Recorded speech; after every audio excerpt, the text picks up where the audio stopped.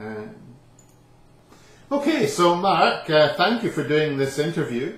The first question that I've got for you is you're here representing the Green Grid. You work for Microsoft, but you're also representing the Green Grid. So I'd like to ask you, what is the Green Grid and what does it do?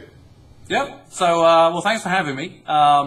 So actually, let me introduce myself. So my name is Mark Aggar. I work in Microsoft's Environmental Sustainability team.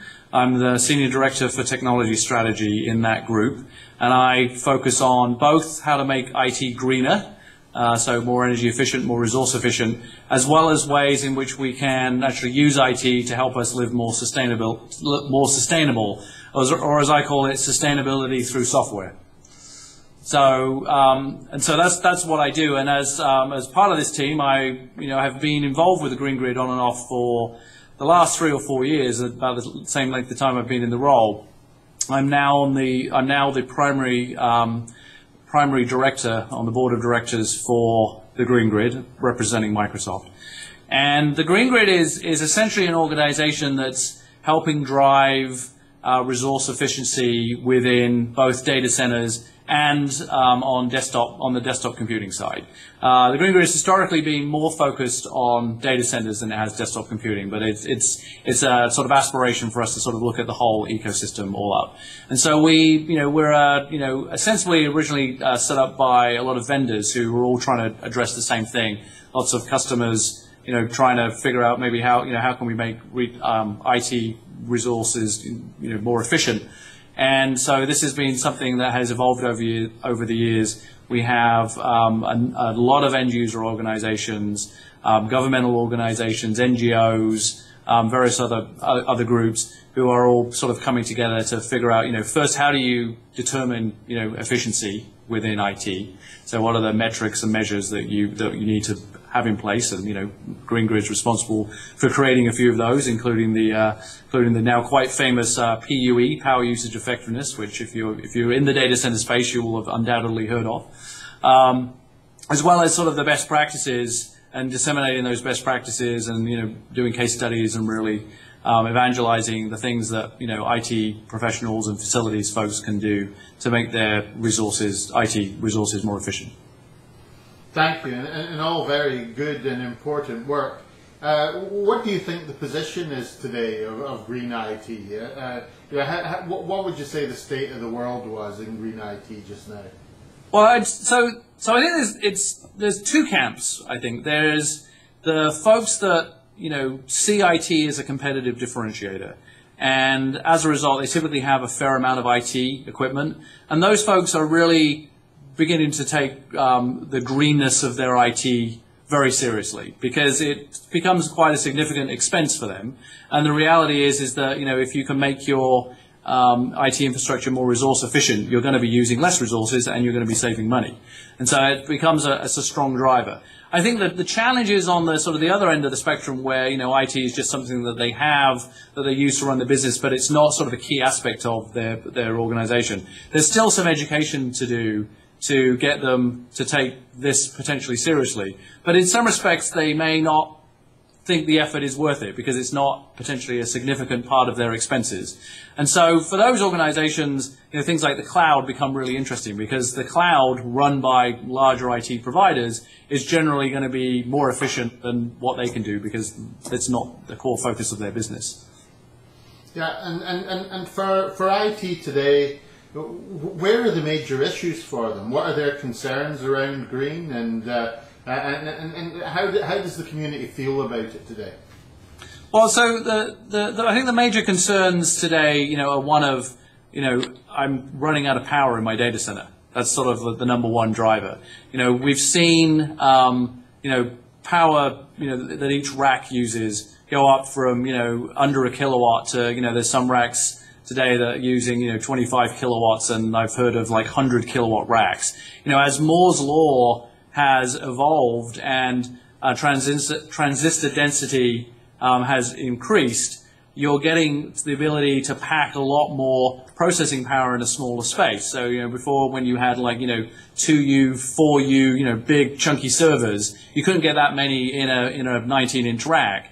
Now, we've got blade chassis and we're getting, 40 plus, devices in a chassis. Now, an interesting phenomenon has happened. The Moore's law, got to a point where we were able to cram a lot of transistors on, but we couldn't really increase the clock speed anymore without the things like, overheating and melting.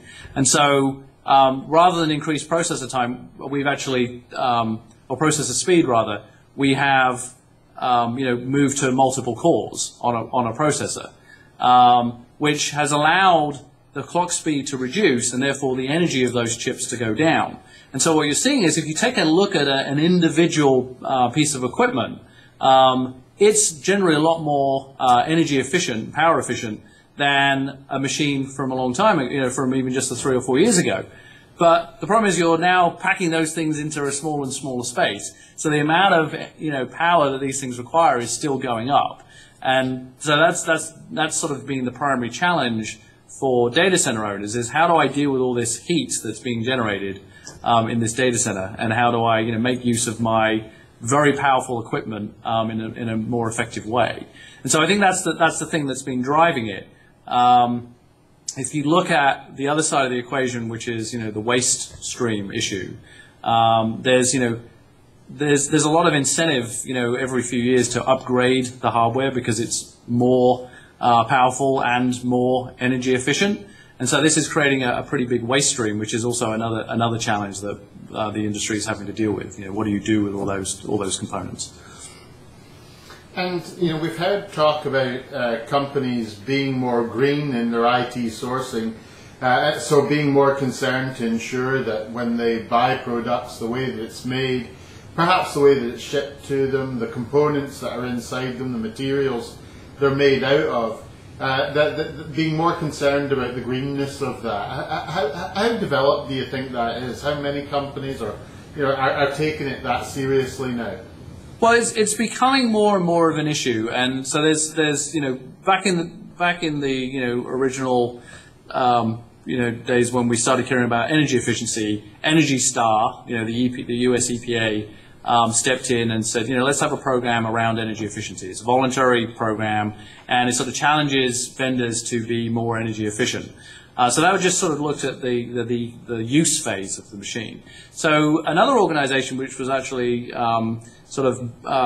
created, or the initiative was created by the EPA, called EPEAT, is now in place. And that looks at the full life cycle end to end. So in order to be an EPEAT registered machine, it's got to be Energy Star, but you also get a number of points for how the machine is manufactured and created, and the raw materials it uses and everything else, and then what the plan is for end of life disposal. And so today we have EPEAT for PCs, and so we're at EPEAT 5.0, and that's sort of evolved over time, and it gets stronger over years. It's actually a stakeholder-driven process, so the actual vendors who create machines are there sort of upping the ante, if you like, in terms of making these machines greener based on what is feasible given the current technology and the current environment.